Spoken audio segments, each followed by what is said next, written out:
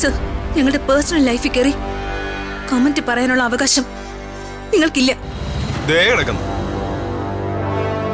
ഇന്നത്തെ തലമുറയിലെ പിള്ളേർക്കെല്ലാം അങ്ങ് അവകാശം പറച്ചില്ല. വന്നു കയറിയപ്പോഴേ ഇവനൊന്ന് അവകാശം പറഞ്ഞതാ. അതിന്റെ പാടാ ഇവന്റെ മുഖത്ത് കാണുന്നത്.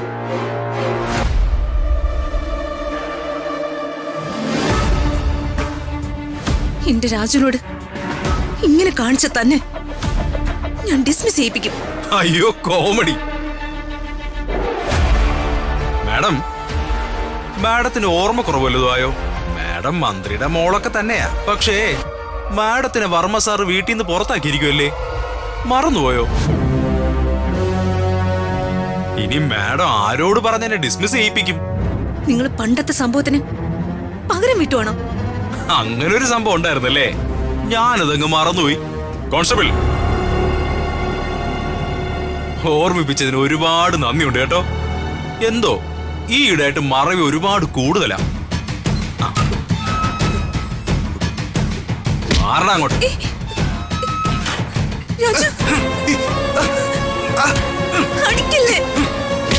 പോലീസുകാരെ നിയമം പഠിപ്പിക്കല്ലേ?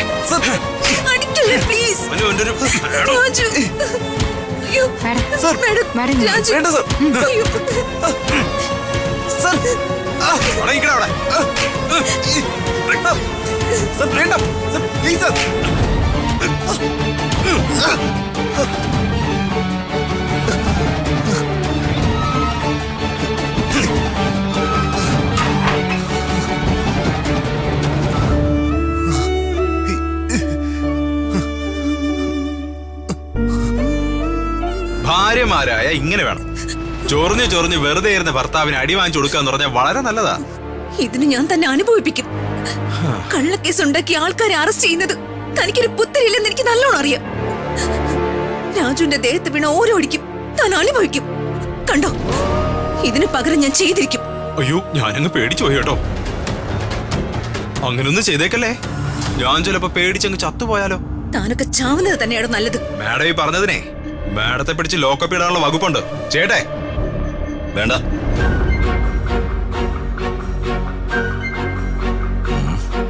ഞാനാ കംപ്ലൈന്റ് കൊടുത്തേ. അതിന് വ്യക്തമായ കാരണമുണ്ട്. ദീപക്, അപ്പൊ നീയാണ് ഇതിന്റെ പിന്നിലല്ലേ? അതെ. നിന്നെ കല്യാണം കഴിക്കാതെ രാജുവിനെ കല്യാണം കഴിച്ചതിന്റെ പ്രതികാരം ചെയ്യാണോ നീ? പ്രതികാരം ചെയ്യാൻ ആരെങ്കിലും പോലീസിൽ കംപ്ലൈന്റ് കൊടുക്കോ? എന്റെ പ്രതികാരം താങ്ങാനുള്ള കരുത്തും കഴിവൊന്നും രാജുവിനും ഇല്ല, നിനക്കും ഇല്ല. ഇത് നിയമപരമായി നീങ്ങേണ്ട കാര്യമായതുകൊണ്ടാ നിയമപരമായി തന്നെ നീങ്ങാൻ തീരുമാനിച്ചത്. അതിന് രാജു എന്ത് തെറ്റാ ചെയ്തത്? ജോലിന്ന് പുറത്താക്കിയതിന്റെ പേരിലുള്ള വൈരാഗ്യം കൊണ്ട് എന്റെ അമ്മാവനെ രാജു കൊല്ലാൻ ശ്രമിച്ചു. താൻ എന്താ ഈ പറയുന്നേ? ഞാൻ നോക്കട്ടെ. വിദ്യാഭ്യാസ മന്ത്രിയുടെ മകളും അദ്ദേഹത്തിന്റെ PA രാജുവും തമ്മിലുള്ള പ്രേമവിവാഹത്തിന്റെ പരിണത ഫലമാണ് രാജുവിന്റെ ഈ അറസ്റ്റും പീഡനവും. രാജുവിന് നല്ല രീതിയിൽ മർദ്ദനമേറ്റിട്ടുണ്ടെന്നാണ് ദൃശ്യങ്ങളിൽ നിന്ന് തന്നെ നമുക്ക് മനസ്സിലാക്കാൻ സാധിക്കുന്നത്. എതിർകക്ഷികൾ ഇതൊരായുധമാക്കി ഒരു രാജിക്ക് വേണ്ടിയുള്ള ആഹ്വാനം തുടങ്ങിക്കഴിഞ്ഞു. മന്ത്രി പ്രതാപവർമ്മയുടെ വീട്ടിൽ അതിക്രമിച്ചു കയറി മന്ത്രിയെ ആക്രമിക്കാൻ ശ്രമിച്ചു എന്ന പരാതിയിലാണ് രാജുവിനെ അറസ്റ്റ് ചെയ്തിരിക്കുന്നതെന്നാണ് ഞങ്ങൾക്ക് അറിയാൻ സാധിച്ചത്. അതിക്രമം തന്നെയാണ് ഇപ്പോൾ ഇവിടെ കാണുന്നത്. ഞാൻ അവിടെ വരെ ഒന്ന് പോയിട്ട് പ്രതാപ, അത് വേണ്ട. നിന്നെ ഇപ്പൊ അവിടെ കണ്ട ഇതൊക്കെ സത്യമാണെന്നല്ലേ ജനം കരുതൂ?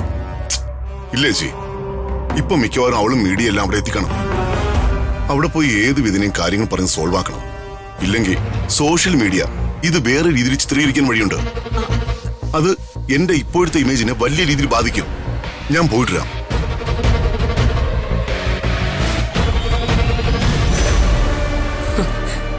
മോനെ ദീപക്കേ, നീ ഇത്രയും വലിയ പണി പണിയൊന്ന് ഞാൻ കരുതിയില്ല. മിടുക്കൻ. നാട് നന്നാക്കേണ്ട മന്ത്രിയുടെ വീട്ടിലെ കാര്യങ്ങൾ പോലും നന്നാക്കാൻ മന്ത്രിക്കാവുന്നില്ല എന്നാണ് നമ്മളിപ്പോ മനസ്സിലാക്കേണ്ടത്. സൗമ്യ, വിദ്യാഭ്യാസ മന്ത്രി പ്രതാപ് വർമ്മ ഇപ്പോൾ സ്റ്റേഷനിലേക്ക് എത്തിയിരിക്കുകയാണ്. സർ, താങ്കളുടെ മരുമകനെയാണ് ഇപ്പോൾ അറസ്റ്റ് ചെയ്തിരിക്കുന്നത്. എന്താണ് സാറിന് ഇതിനെക്കുറിച്ച് പറയാനുള്ളത്? സർ, എന്താണ് മരുമകന് മേൽ ചുമത്തിയിരിക്കുന്ന കുറ്റങ്ങൾ? പറയൂ സർ. സർ, അദ്ദേഹത്തെ പുറത്തിറക്കാനായിട്ടാണോ സാർ ഇപ്പൊ വന്നിരിക്കുന്നത്? വിദ്യാഭ്യാസ മന്ത്രി പ്രതാപ വർമ്മ റിപ്പോർട്ടർമാരുടെ ഒരു ചോദ്യത്തിന് പോലും മറുപടി നൽകാതെ അകത്തേക്ക് പോയിരിക്കുകയാണ്. ആരാ കംപ്ലൈന്റ് തന്നത്? എന്താ കംപ്ലൈന്റ്? എന്തിന്റെ അടിസ്ഥാനത്തിലാണ് മിസ്റ്റർ രാജുവിനെ നിങ്ങൾ കസ്റ്റഡിയിലെടുത്തത്? സർ, കംപ്ലൈന്റ് എന്നത് സാറിന്റെ അനന്തരവൻ ദീപക്കാണ് സർ.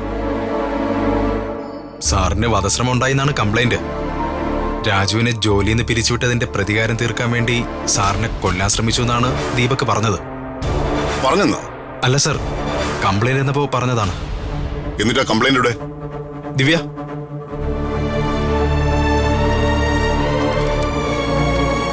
സർ.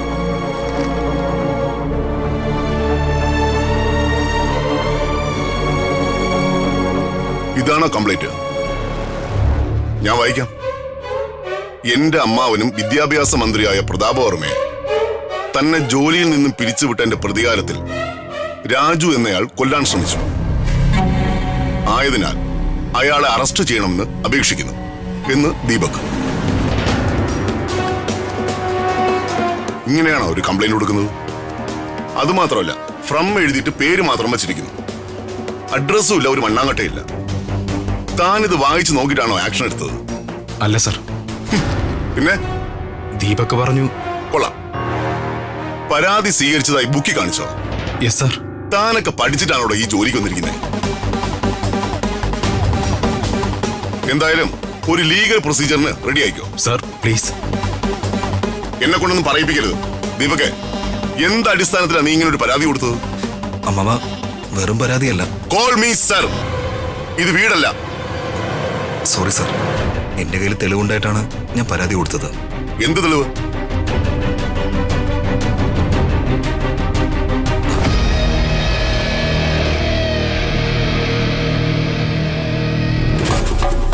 എനിക്ക് ആ വീഡിയോ ഒന്ന് കാണണം. ഇത് ചതിയാ. അച്ഛനെ കാണാൻ എനിക്ക് രാജു കൂട്ടുവന്നതാ.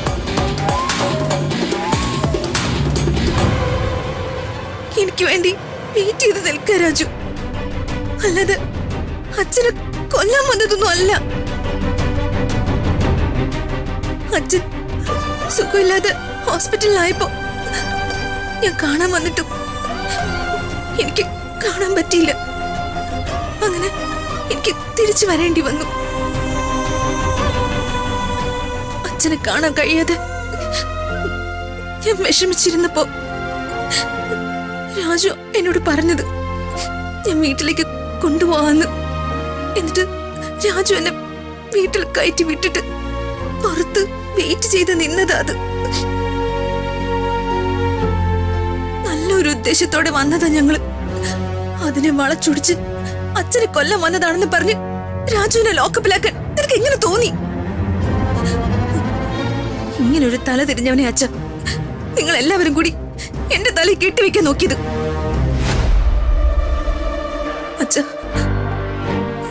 അച്ഛനൊരിക്കലും എന്റെ ഇഷ്ടങ്ങളും ആഗ്രഹങ്ങളും സാധിച്ചു തന്നിട്ടില്ല.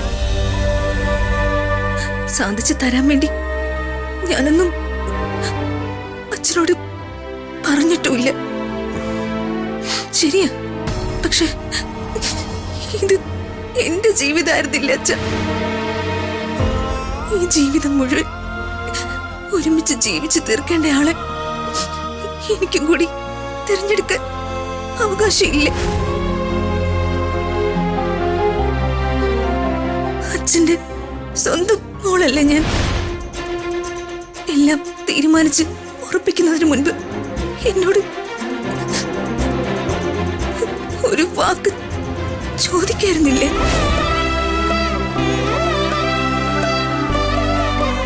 എല്ലാം പോട്ടെ, കഴിഞ്ഞ കാര്യങ്ങളാ. ഞാൻ ഒരാളെ ഇഷ്ടപ്പെട്ടു, അയാളെ കല്യാണം കഴിച്ചു. രാജുവിനെ കല്യാണത്തിന് വേണ്ടി ഞാനാണ് നിർബന്ധിച്ചത്.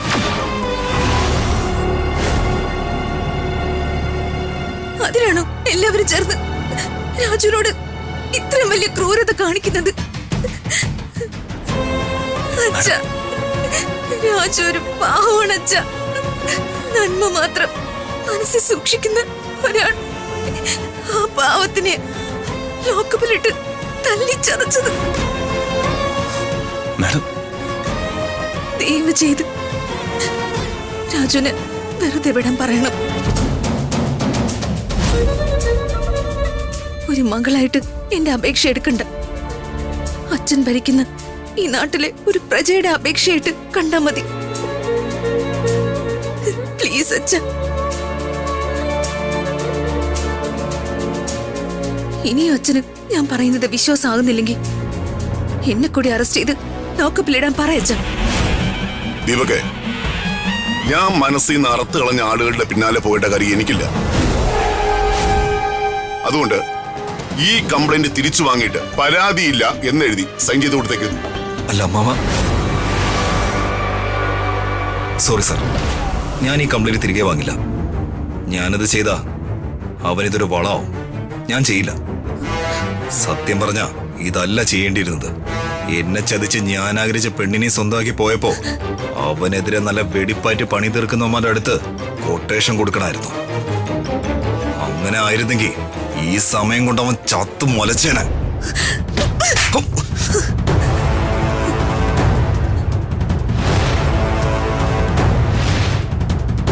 എന്റെ കഴുത്തിൽ താലി കെട്ടിയ എന്റെ ഭർത്താവാണ് ആ മനുഷ്യൻ. നീ ഇപ്പൊ കൊടുത്ത കള്ളപ്പരാതി കാരണ രാജുവിന്റെ ശരീരത്തിൽ ഈ പാടുകൾ അത്രയുണ്ടായത്. രാജുവിനെ കൊണ്ട ഓരോ അടിയും എന്റെ ഉള്ളില മുറിവുകൾ ഉണ്ടാക്കുന്നത്. അത്രമാത്രം വിഷമിച്ച് നിൽക്കുന്ന എന്റെ മുന്നിൽ വെച്ച് രാജുവിനെ കൊല്ലുമെന്ന് പറയാൻ നിനക്ക് എങ്ങനെയാടാ ധൈര്യം വന്നത്?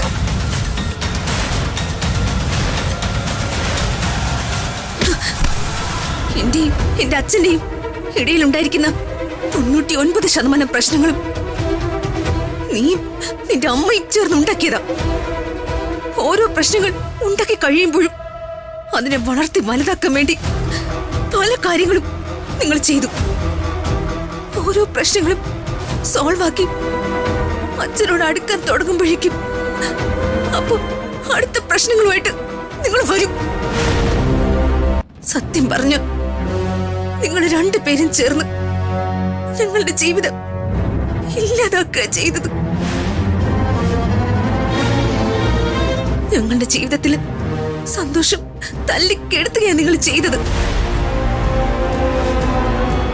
അറിയാൻ വേണ്ടി ചോദിക്കുക, ഞാനും അച്ഛനും നിങ്ങളോട് എന്ത് ദ്രോഹം ചെയ്തിട്ടാ ഞങ്ങളോട് ഇങ്ങനെ പെരുമാറുന്നത്?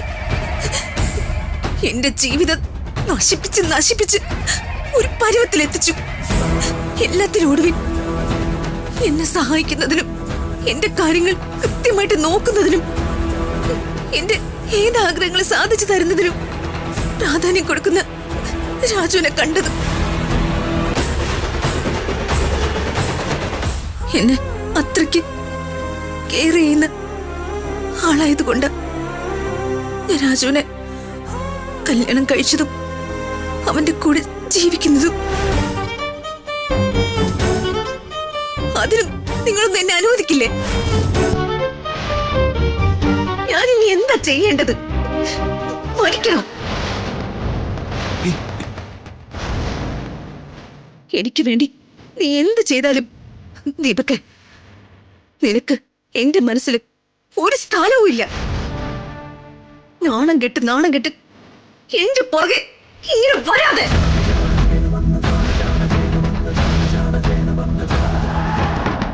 ദീപകെ, കംപ്ലൈന്റ് പിൻവലിക്ക്. ഇവന്റെ കയ്യിൽ നിന്ന് കംപ്ലൈന്റ് ഇല്ലാന്ന് എഴുതി ഒപ്പിട്ട് മേടിച്ചിട്ട് അവനെ ഇറക്കി വിട്ടേക്ക്. ഞാൻ പറഞ്ഞതുപോലെ ചെയ്താ തനിക്കൊരു വാണെങ്കിൽ മാത്രം ഒതുങ്ങാം. അല്ലെങ്കിൽ സസ്പെൻഷൻ മേടിച്ച് വീട്ടിലിരിക്കാം. തീരുമാനം ഇനി തന്റെയാ. കോൺസ്റ്റബിൾ, രാജുവിനെ ഇറക്കി വിടും. ഗുഡ്.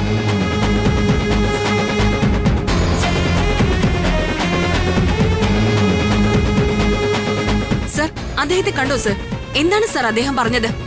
അമ്മായി അച്ഛനായ സാറിന് അദ്ദേഹത്തെ രക്ഷിക്കാൻ കഴിഞ്ഞില്ലേ? സാറിന് എന്താ പറയാനുള്ളത്? പറയൂ സർ. സർ, ഞാൻ നിങ്ങളുടെ എല്ലാ ചോദ്യങ്ങൾക്കും ഉത്തരം പറയാൻ ബാധ്യസ്ഥനാണ്. പക്ഷെ അത് ഇങ്ങനൊരു സിറ്റുവേഷനിലല്ല. നാളെ പ്രസ് ക്ലബിൽ വെച്ച് കാണാം. സാറിത് മാധ്യമപ്രവർത്തകരിൽ നിന്ന് ഒട്ടുമാറാനോ ഭയപ്പെടുന്നത് സർ.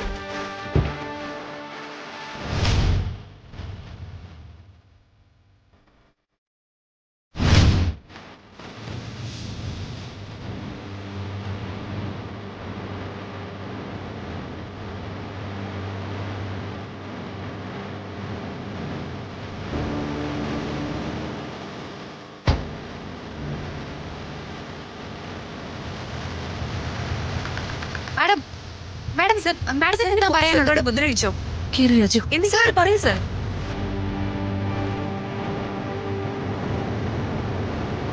ഡ്രൈവർ വണ്ടി എടുക്കുക.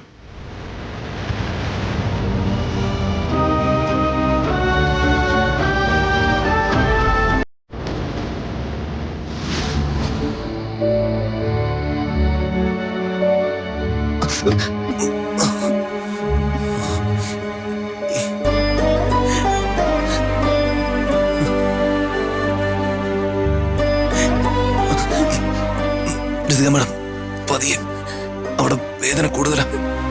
സോറി രാജു. അമ്മേ, എന്താ അമ്മയുടെ ഉദ്ദേശം? എന്താ പ്രിയേ?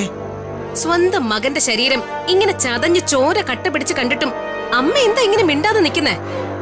മന്ത്രിയുടെ മോളാണ് ഇവളെന്ന് ഓർത്തിട്ടാണോ അമ്മ വാ തുറക്കാത്തെ?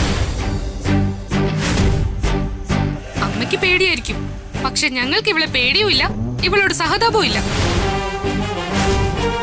ഞങ്ങൾക്ക് ഞങ്ങളുടെ കൂടപ്പുറപ്പിന്റെ ജീവിതം വലുത്. എന്റെ ചേട്ടൻ ഈ അവസ്ഥ വന്നത് ഇവള് കാരണം. ഇതൊന്നും ഇതുകൊണ്ടൊന്നും തീരാൻ പോകുന്നില്ലെന്ന് എനിക്കറിയാം. അമ്മയ്ക്കും അച്ഛനും ഇതിനൊരു തീരുമാനം ഉണ്ടാക്കാൻ കഴിയുന്നില്ലെങ്കിൽ ഞങ്ങൾ വേണ്ടത് ചെയ്തോളാം. ഇവള് കാരണം എന്റെ ജീവിതവും പോയി. ഏട്ടന്റെ ജീവിതവും കളഞ്ഞു പൊളിക്കാൻ ഞാൻ സമ്മതിക്കില്ല. ഇവളുടെ കൂടെ ഏട്ടന് സമാധാനത്തോടെ ജീവിക്കാൻ വർമ്മ സാറ് ഏട്ടനെ സമ്മതിക്കാൻ പോകുന്നില്ല. അതുകൊണ്ട് ഇവളെ ഇവിടെ നിന്ന് പറഞ്ഞയക്കണം, ഇന്ന് തന്നെ. ശ്രീ, നീ ഇതെന്തൊക്കെയാ പറയുന്നത്? ഏട്ടാ, ഏട്ടനെ എനിക്കറിയാം. ഏട്ടന് ഋതികയോട് പ്രണയമൊന്നും ഉണ്ടായിരുന്നില്ലെന്ന് എനിക്ക് ഉറപ്പാ. ഇവൾക്ക് ദീപകിനെ ഇഷ്ടമല്ലാത്തത് കൊണ്ട് കല്യാണം മുടക്കാൻ ഏട്ടനെ കൊണ്ട് നിർബന്ധിച്ച് താലി കെട്ടിച്ചതില്ലേ ഇവള്? കണ്ടോ കണ്ടോ, രണ്ടാളുടെ നാവിറങ്ങി പോയത് കണ്ടോ? ആ ദീപകിനെയും കെട്ടി അവിടെ എങ്ങാനും ജീവിക്കുന്നതിന് പകരം രാജുവിന്റെ ജീവിതം നശിപ്പിക്കാൻ വേണ്ടി ഇവൾ ഇങ്ങോട്ട് കയറി വന്നേക്കുന്നു. അമ്മ എന്താ ഇങ്ങനെ മിണ്ടാതെ നിൽക്കുന്നേ?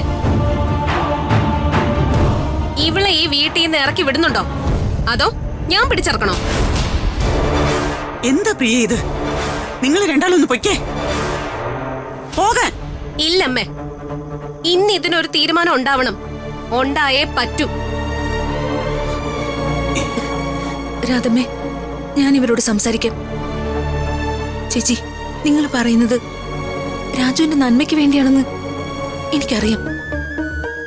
നിങ്ങൾ സഹോദരിമാർക്ക് രാജുവിനെ ഈ അവസ്ഥയിൽ കാണുമ്പോ എന്തുമാത്രം വിഷമം ഉണ്ടാവുമെന്നും എനിക്ക് മനസ്സിലാവും. നിങ്ങൾ പറഞ്ഞത് ശരിയാ.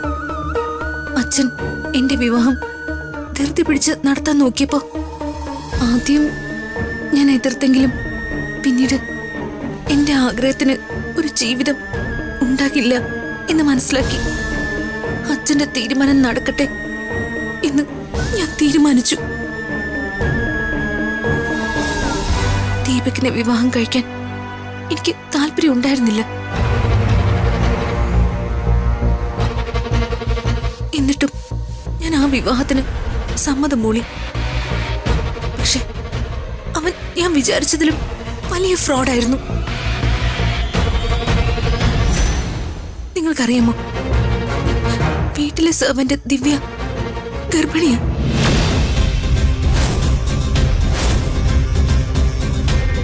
അവനാണ് ദിവ്യയുടെ വയറ്റിൽ വളരുന്ന കുട്ടിയുടെ അച്ഛൻ.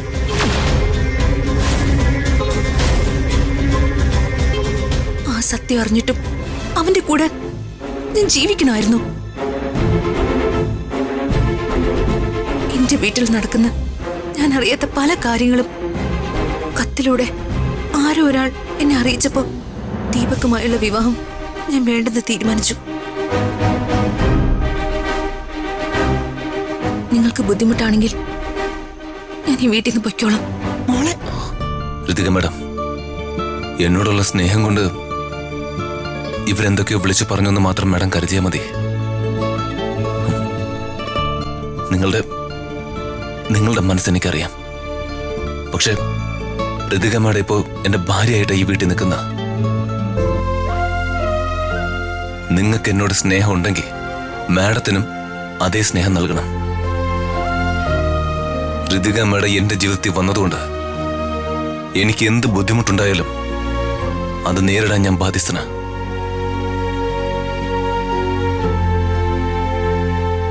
നിങ്ങൾക്കും ബുദ്ധിമുട്ടുണ്ടാകുന്നുള്ള ഭയമാണെങ്കിൽ ഞാൻ മേഡവുമായി വേറൊരു വീട് വാടകയ്ക്കെടുത്ത് മാറിക്കൊള്ളാം.